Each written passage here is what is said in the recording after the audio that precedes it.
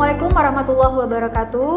Salam sejahtera untuk kita semua. Perkenalkan, saya Nur Malasari, SPD MPD, dosen tetap program studi Pendidikan Ekonomi, Fakultas Keguruan dan Ilmu Pendidikan Universitas Jambi. Pada kesempatan kali ini, saya ingin menyampaikan mata kuliah yang saya ampu yang sesuai dengan bidang keilmuan saya, yaitu mata kuliah pembelajaran mikro.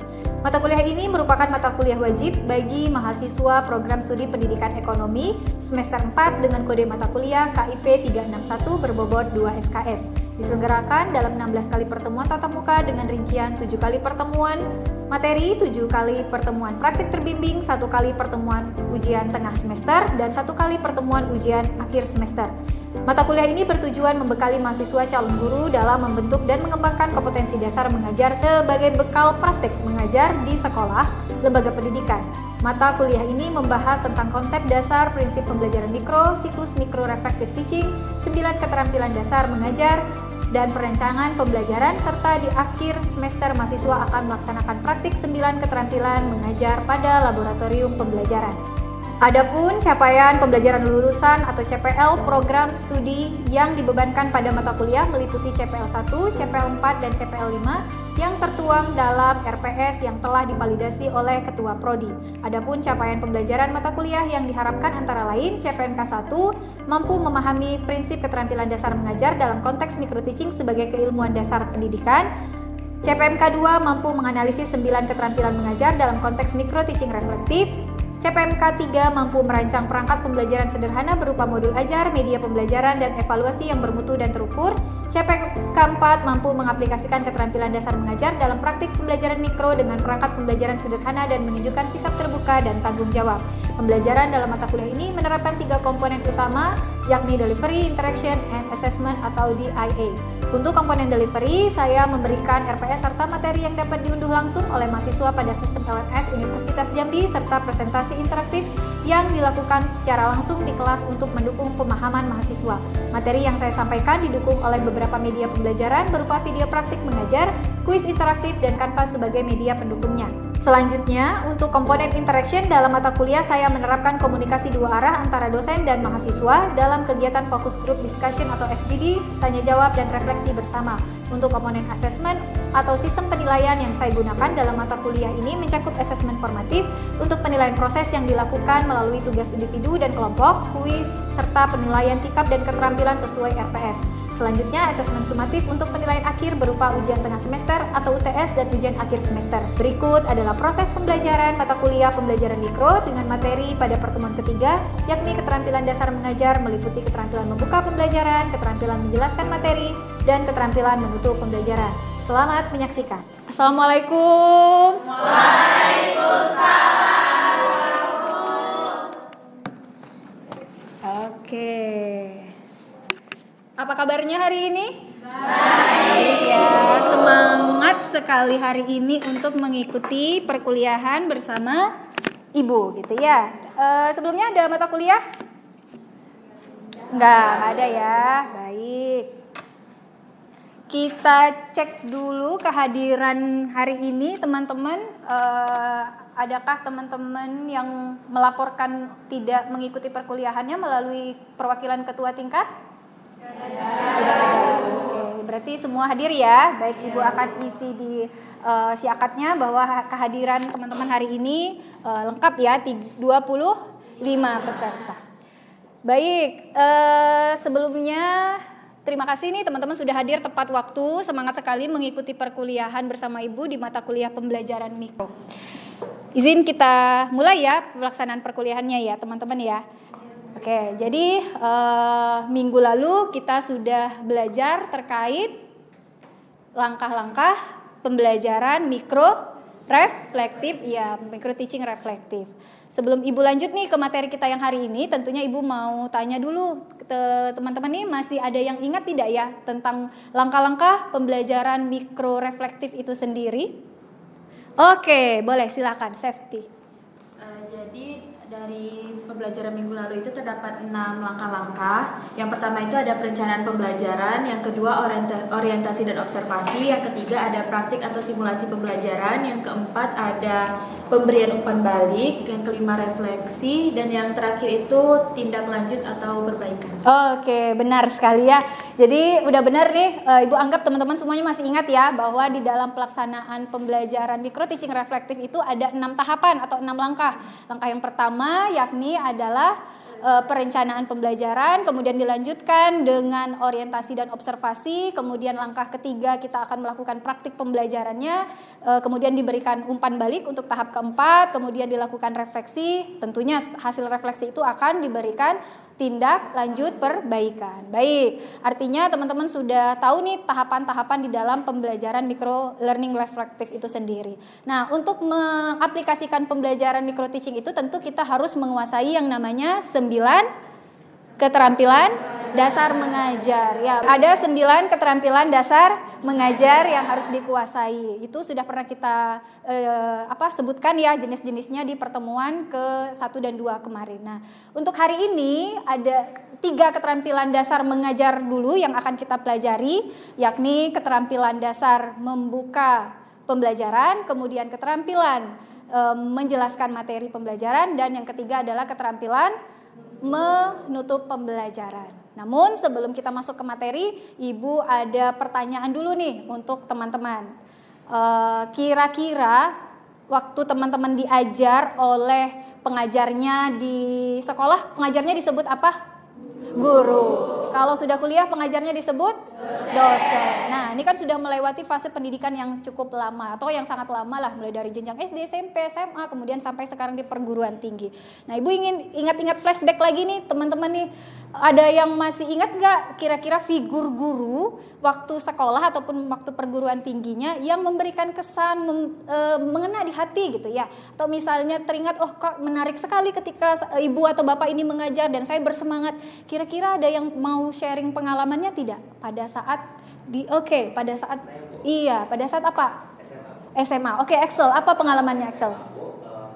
Jadi saya pernah diajar oleh guru ekonomi saya. Di guru tersebut memberikan materi tersebut dijelaskan dengan sangat jelas Bu, sangat sederhana. Sederhana. Materinya sulit, tapi Axel mudah dipaham. Selanjutnya di jenjang yang lain mungkin, jenjang TK mungkin, jenjang apa yang masih ingat? Ya, silakan, Aca. Di jenjang perkuliahan. Oh, di jenjang perkuliahan. Aca udah cukup lama kuliah ya, Aca ya? Itu di mana ada salah satu dosen pendidikan ekonomi itu Bu, dia selalu memberikan motivasi. Jadi kami itu sebagai peserta didik itu nggak gampang nyerah Bu, jadi selalu bersemangat untuk belajar. Oke, jadi termotivasi terus ya Aca ya, dengan ketika beliau sebelum menjelaskan materi mungkin atau ketika beliau mengajar itu selalu memberikan motivasi yang sangat membara gitu ya, sehingga Aca lebih bersemangat. Oke, keren sekali nih pengalaman. Nah, artinya bisa Ibu katakan nih keterampilan itu kan yang memberikan feedback yang sangat positif untuk teman-teman, manfaat yang sangat positif bahwa ternyata sebagai guru itu kita terutama di pendidikan ekonomi ya, guru pendidikan ekonomi yang notabene kita itu berbicara tentang mungkin angka, mungkin data, mungkin masalah praktiknya ekonomi secara praktikal juga yang akan kita ajarkan kepada peserta didik. Itu tidak hanya dituntut untuk hanya menguasai materi, tetapi juga perlu keterampilan bagaimana penyajiannya lebih bisa menarik, kemudian bagaimana tadi yang Axel sampaikan penjelasannya bisa lebih mudah dipahami, atau di awalnya mungkin perlu yang seperti Aca sampaikan adanya motivasi, sehingga teman-teman makanya menarik sekali nih untuk topik yang kita akan kaji hari ini terkait dengan 3 keterampilan dasar mengajar yang 3 ini gitu ya, untuk bagian yang pertama. Nah, dari pembelajaran hari ini Ibu memiliki tujuan pembelajaran yang harusnya akan teman-teman capai, yakni ada 3. Untuk tujuan yang pertama, teman-teman nanti diharapkan mampu menganalisis keterampilan membuka pembelajaran, kemudian yang kedua menganalisis keterampilan menjelaskan materi, yang ketiga menganalisis keterampilan menutup pembelajaran. Untuk dapat mencapai tujuan pembelajaran ini, kegiatan pembelajaran kita akan lakukan melalui studi kasus. Kita akan menganalisis video praktik pembelajaran yang sudah dilakukan oleh praktikan sebelumnya, kemudian akan dilakukan analisis secara berkelompok, kemudian akan dipresentasikan. Nah, setelah selesai di sesi untuk diskusi kelompoknya, akan Ibu nilai nih apakah teman-teman menguasai atau tidak, yakni dengan pemberian kuis ya. Bisa dipahami untuk teknis perkuliahan kita hari ini ya? Baik. Oke, Ibu akan lanjut ke materinya. Nah, berbicara tentang keterampilan membuka pembelajaran ini, tentu berarti aktivitasnya ada di awal-awal pembelajaran. Nah, berarti kemampuan ini akan menciptakan kondisi awal pembelajaran yang kondusif gitu ya. Jadi diharapkan para peserta didik kita ini di awal pembelajarannya itu lebih kondusif dulu. Tidak ada aktivitas-aktivitas yang mereka lakukan selain siap untuk melakukan proses pembelajaran bersama kita. Nah, ada 4 komponen nih keterampilan di dalam membuka pembelajaran ini. Yang pertama, komponen untuk menarik perhatian siswa, kemudian komponen berikutnya menimbulkan motivasi belajar, kemudian komponen yang ketiganya adalah memberikan acuan materi, dan yang keempat yakni ada membuat kaitan. Nah, biasanya nanti akan muncul pertanyaan, apa sih ciri-cirinya aktivitas itu menunjukkan bahwa kita sudah memberikan menarik perhatian siswa misalnya. Nah, indikator keterampilan di dalam menarik perhatian siswa ini tentunya biasanya kita akan memulai dengan mengucapkan salam, kemudian ada pertanyaan-pertanyaan pemantik yang mengaitkan materi kita dengan materi kita yang sebelumnya, atau mungkin dengan cerita, atau mungkin kita bisa membawa media menarik gitu ya di dalam kelas kita, atau dengan aktivitas-aktivitas ice breaking misalnya, kalau memang dianggap kelas kita itu membutuhkan yang namanya semangat, yang membutuhkan mungkin di kelas-kelas jam-jam rawan yang mengantuk, itu perlu dilakukan, kita melakukan perhatian siswa yang lebih atraktif gitu ya. Kemudian menimbulkan motivasi seperti yang disampaikan Acha. Jadi di awal pembelajaran itu motivasi itu banyak bentuknya. Salah satunya kita menyampaikan manfaat dari materi apa yang akan kita ajarkan kepada peserta didik. Kemudian kita juga mengizinkan mereka untuk bertanya, ada rasa ingin tahu nggak yang berkaitan dengan materi yang akan kita ajarkan. Kemudian memberikan dorongan belajar yang seperti Acha sampaikan, bahwa pembelajaran ini akan bermanfaat untuk masa depan peserta didik kita mungkin, atau secara praktek baik di lingkungan tempat tinggal mereka atau dari kehidupan mereka sendiri. Nah, yang ketiga untuk komponen acuan itu bisa dilakukan dengan menyampaikan tujuan pembelajaran, kemudian menyampaikan materi yang akan dipelajari, serta kegiatan apa yang akan dilakukan selama proses pembelajaran. Untuk komponen terakhir yang membuat kaitan yakni adalah guru dapat menghubungkan materi dengan pengalaman atau pengetahuan sebelumnya atau kehidupan mereka secara nyata atau secara kontekstual. Oke, lanjut ke keterampilan yang kedua, yakni keterampilan menjelaskan materi pembelajaran. Biasanya ini yang paling cukup perlu kemampuan komunikasi yang baik ya, seperti yang Axel sampaikan tadi, bahwa pembelajaran yang sulit itu bisa dengan mudah dipahami oleh peserta didik ketika gurunya bisa memilih gitu ya, atau memiliki keterampilan menjelaskan materi. Nah, kemampuan ini juga akan mendorong bagaimana informasi atau terkait dengan materi pembelajaran itu bisa disampaikan secara sistematis dan terstruktur. Ada 4 komponennya, yakni mulai dari merencanakan, menyajian, menggunakan contoh dan ilustrasi, serta pengorganisasian. Nah, ini untuk sama seperti tadi ada indikator keterampilannya juga. Untuk merencanakan itu materi pembelajaran perlu disusun secara logis dengan urutan yang tepat. Kemudian dalam hal menjelaskan atau menyajikan materi tentu menggunakan bahasa yang jelas, suara yang terdengar, dan komunikasi yang mudah dipahami. Nah, penggunaan contoh itu juga sangat penting di dalam keterampilan menjelaskan, sehingga hal-hal yang abstrak yang tidak bisa dipahami dengan contoh-contoh yang relevan dengan materinya tentu itu akan memudahkan peserta didik memahami pembelajaran. Dan yang terakhir untuk komponen pengorganisasian ini, peserta didik bisa menyampaikan materi secara sistematis, runtut, dan menunjukkan hubungan antar konsep ketika gurunya memiliki keterampilan menjelaskan yang baik. Nah, selanjutnya untuk keterampilan terakhir yang akan kita pelajari hari ini yakni terkait dengan keterampilan menutup, di mana ada di bagian akhir pembelajaran. Nah, untuk memperkuat pemahaman mahasiswa atau peserta didik dan memberikan arahan tindak lanjut. Ada 3 komponen yang dimulai dari kegiatan meninjau kembali, kegiatan mengevaluasi, dan kegiatan pemberian tindak lanjut. Untuk indikatornya sendiri ini ada beberapa ya bagian aktivitas yang bisa terlihat. Mungkin untuk meninjau kembali itu kita akan melihat atau kita akan mengajak peserta didik kita merangkum dan menegaskan kembali materi yang dipahami, yang dipelajari. Kemudian dalam hal mengevaluasi tentu kita perlu untuk mengajukan pertanyaan kepada peserta didik kita, melakukan kuis misalnya atau latihan-latihan. Nah, terakhir di bagian tindak lanjut tentu pemberian tugas untuk memperdalam pemahaman mereka melalui pengayaan atau remedial atau informasi pembelajaran yang harus mereka terapkan atau mereka persiapkan di minggu atau di pertemuan terakhir menuju minggu pertemuan berikutnya, gitu ya. Nah, selanjutnya tadi seperti yang sudah Ibu sampaikan, kita akan melakukan studi kasus untuk melihat nih secara praktik nyatanya bagaimana ketiga keterampilan tersebut dilakukan. Sebelumnya Ibu minta teman-teman membuat dulu 5 kelompok kecil untuk proses kita melakukan studi kasus dengan menggunakan lembar observasi atau LKPD yang sudah Ibu berikan. Jadi di LKPD ini nanti akan tersedia indikator seperti yang sudah Ibu jelaskan, kemudian nanti teman-teman melalui video yang akan Ibu tayangkan, videonya penggalan-penggalan video, jadi akan ada 3 video yang Ibu penggal. Pada saat Ibu menayangkan, mohon masing-masing kelompok memperhatikan dan menandai indikator yang muncul. Kemudian dianalisis apa yang menjadi kelebihan, kekurangan, dan rekomendasi perbaikan dari apa yang sudah ditampilkan dalam video tersebut oleh praktikan atau calon guru. Gitu ya, bisa dipahami? Bisa, silakan membuat kelompok belajarnya dulu untuk kita melakukan diskusi kelompok. Oke, ini kelompok 1. Oke, di sini kelompok 2. Oke, ini untuk kelompok 3 dari sebelah sini. Oke, silakan nanti didiskusikan. Videonya ditayangi dulu ya. Ini kelompok 4 dan terakhir ada di kelompok 5. Oke, Ibu akan tayang, waktu menganalisisnya mungkin cukup 1-2 menit saja ya teman-teman ya. Silakan diisi identitasnya dulu, nama-nama anggota kelompoknya, kemudian NIM ya untuk masing-masing kelompok. Sudah selesai membuat nama dan NIM-nya?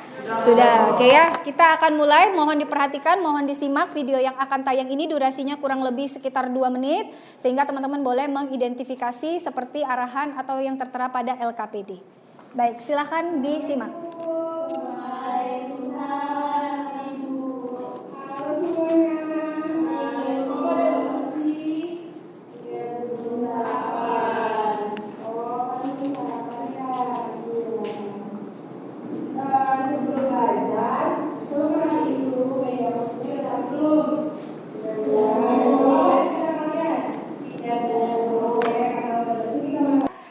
Ada aktivitas seorang praktikan atau calon guru yang menampilkan keterampilan dasar membuka pembelajaran. Silakan Ibu kasih waktu 1-2 menit untuk mengisi lembar observasi dan pengamatannya berdasarkan video tadi, apa yang teman-teman lihat.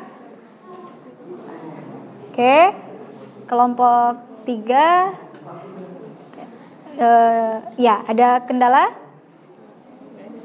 Ya. Oke, benar.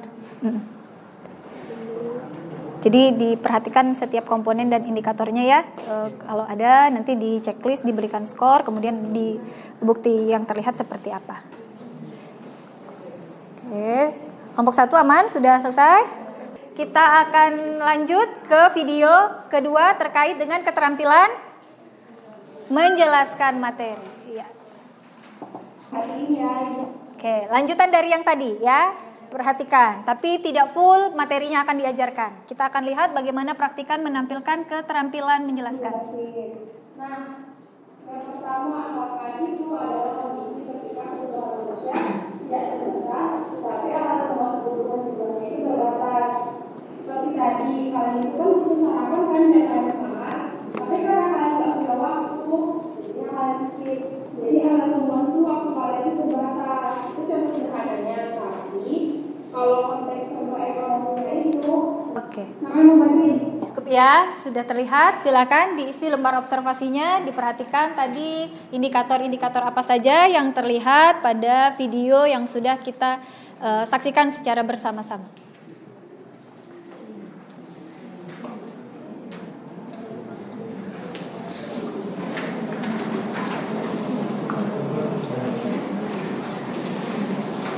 Sudah diidentifikasi?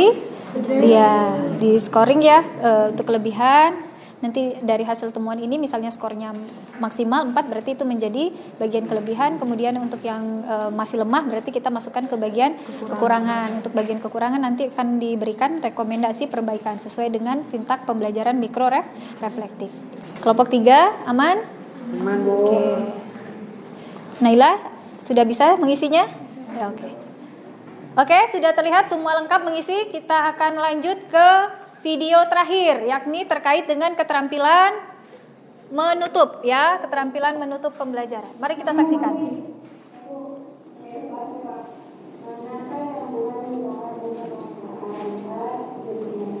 Cukup ya, sudah terlihat. Silakan diisi kembali LKPD dan hasil observasi pengamatan dari teman-teman. Jadi kita akan masuk ke sesi presentasi. Ibu akan minta nih masing-masing perwakilan kelompok untuk menyampaikan hasil temuannya, yang mewakili saja satu orang berdasarkan apa yang sudah teman-teman identifikasi dan amati pada video yang sudah ditayangkan.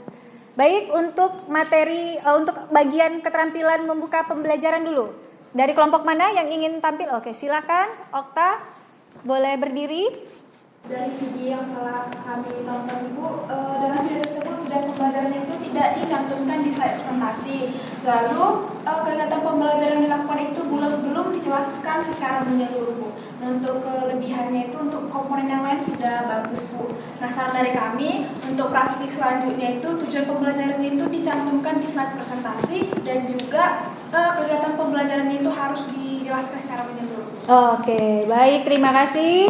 Kita kasih tepuk tangan untuk kelompok 5 ya, untuk kelompok 5. Terima kasih Okta ya. Jadi memang terlihat ya tadi ya, mungkin secara tidak langsung praktikan sudah menyampaikan dalam kegiatannya akan mencapai apa, tapi secara jelasnya adalah akan lebih baik kalau ditampilkan di dalam slide presentasi. Dan apa langkah-langkah pembelajaran yang akan dilakukan itu disampaikan di dalam dijelaskan di awal pembelajaran, apa yang akan dilakukan antara peserta didik dan guru gitu ya pada saat proses pembelajarannya. Baik, sudah benar. Terima kasih analisisnya dari kelompok 5. Untuk keterampilan kedua, yakni keterampilan menjelaskan materi. Ada yang mau untuk mempresentasi? Oke, silakan. Dari kelompok 1, ya silakan berdiri.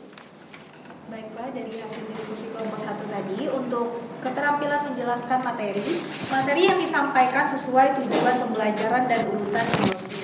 Namun dalam video praktik tadi ada penyampaian bahasa yang kurang enak didengar karena ada penggunaan kata skip.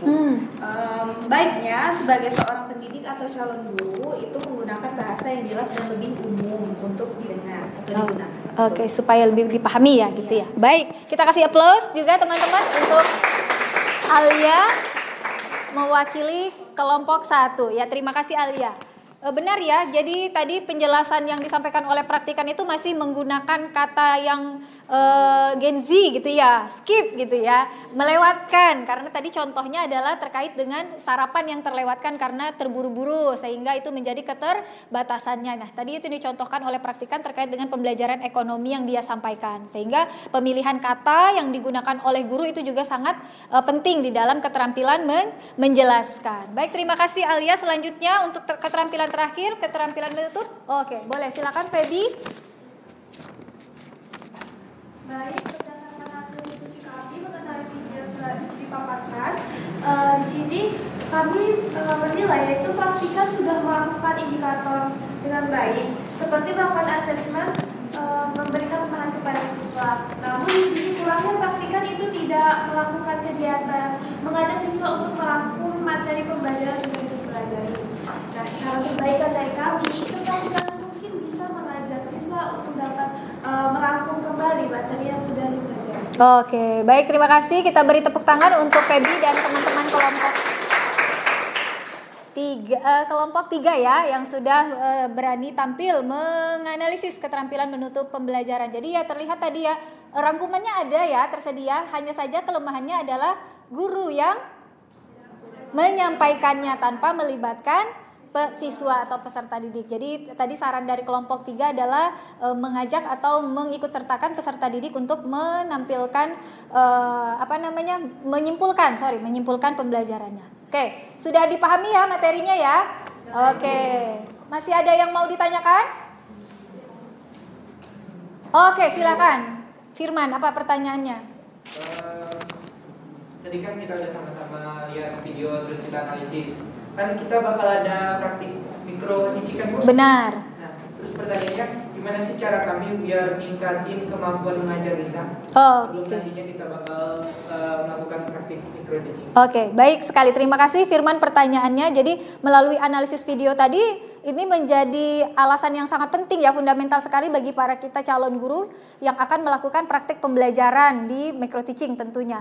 Dengan menganalisis berbagai video praktik-praktik yang beredar, mungkin ya ada banyak di YouTube juga, bisa kita saksikan, bisa kita akses dengan mudah. Itu kita jadi tahu apa yang menjadi titik kelemahan ataupun kelebihannya, sehingga kita bisa mengambil identifikasi untuk bagaimana cara perbaikan. Nah, perbaikan itu menjadi refleksi ke depannya, kelemahan dan perbaikan itu menjadi refleksi bagi kita. Pada saat kita praktik, tentu kita akan tidak melakukan kesalahan ataupun kekurangan hal yang sama seperti bagaimana video-video yang kita tonton itu.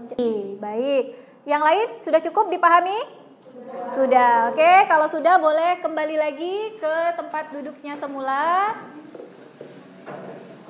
Oke, kita akan masuk ke sesi yang ketiga, yakni adalah kuis. Biasanya mahasiswa paling suka sama kuis ya. Nah, oke.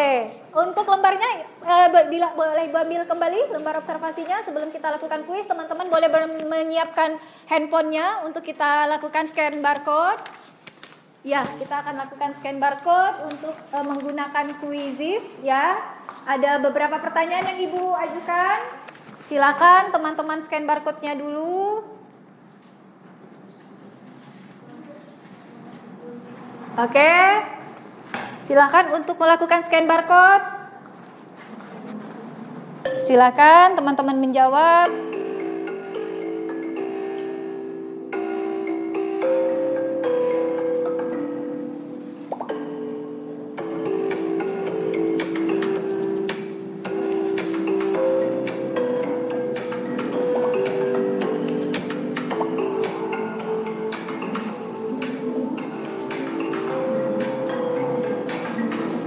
Oke, unggul Nanda. Oh ya, disaing oleh Uis ternyata.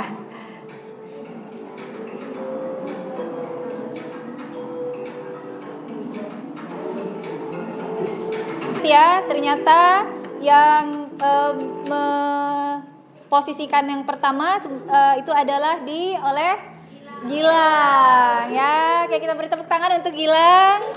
Kemudian yang kedua itu ada Tessa, yang ketiga ada Vina. Ini untuk 3 terbaiknya. Nanti 3 terbaiknya tentu akan Ibu beri poin lebih ya untuk materi pembelajaran hari ini. Dan sebagian besar masih ada melakukan kesalahan, artinya perlu nanti evaluasi lebih lanjut untuk mempelajari materi. Baik, sudah selesai untuk sesi kuis ini, maka kita akan masuk ke bagian terakhir yakni untuk kesimpulan. Sebelum Ibu yang menyimpulkan, Ibu minta dulu kepada teman-teman ada yang bisa menyimpulkan materi kita hari ini. Silakan Gilang, apa kesimpulannya yang bisa Gilang peroleh? Dari pembelajaran hari ini bisa saya simpulkan bahwa keterampilan membuka, menjelaskan dan menutup pembelajaran merupakan satu kesatuan yang saling melengkapi. Guru perlu menarik perhatian dan memotivasi siswa di awal pembelajaran serta menjelaskan materi dengan jelas dan sistematis, dan menutup pembelajaran dengan rangkuman, evaluasi dan tindak lanjut. Jika ketiga keterampilan itu diterapkan dengan baik, maka pembelajaran dapat lebih efektif dan tujuan pembelajaran dapat mudah tercapai. Oke, kita kasih tepuk tangan. Ya, benar ya. Ternyata Gilang sudah dapat merangkum dengan sangat baik untuk materi pembelajaran kita hari ini. Nah, sebagai tambahan bahwa benar ya, keterampilan dasar mengajar ini fondasi yang kuat untuk dimiliki oleh seorang calon guru, karena keberhasilan pembelajaran ini yang efektif ini dimulai dengan pembukaan yang menarik, dilanjutkan dengan penjelasan yang jelas dan sistematis, serta diakhiri dengan penutupan yang menguatkan pemahaman dan mengarahkan pada pembelajaran selanjutnya. Baik, karena sudah sampai di bagian kesimpulan, artinya pembelajaran kita hari ini sudah cukup. Untuk tugas mandirinya Ibu sudah sediakan di LMS. Silakan nanti teman-teman mengakses tugas mandirinya untuk kembali melakukan refleksi dan analisis video, tapi secara utuh gitu ya, untuk tiga keterampilan dasar mengajar yang sudah kita pelajari hari ini. Jawabannya nanti akan dikumpulkan kembali di LMS. Ibu berikan durasi waktu mengerjakannya adalah 3 hari dari pertemuan hari ini. Bisa dipahami? Bisa. Baik, untuk pertemuan minggu selanjutnya atau pertemuan ke-4 gitu ya, teman-teman nanti akan melanjutkan 3 keterampilan dasar mengajar yang berikutnya. Ada keterampilan memberikan variasi, keterampilan mengadakan penguatan, dan keterampilan bertanya dasar dan lanjut gitu ya. Jadi ada 3 keterampilan lagi yang akan kita pelajari pada pertemuan minggu depan. Baik, sampai di sini dulu pertemuan hari ini. Mohon maaf apabila terdapat kesalahan. Ibu ucapkan terima kasih atas partisipasi aktif teman-teman semua. Sampai ketemu di pertemuan berikutnya. Assalamualaikum warahmatullahi wabarakatuh. Waalaikumsalam.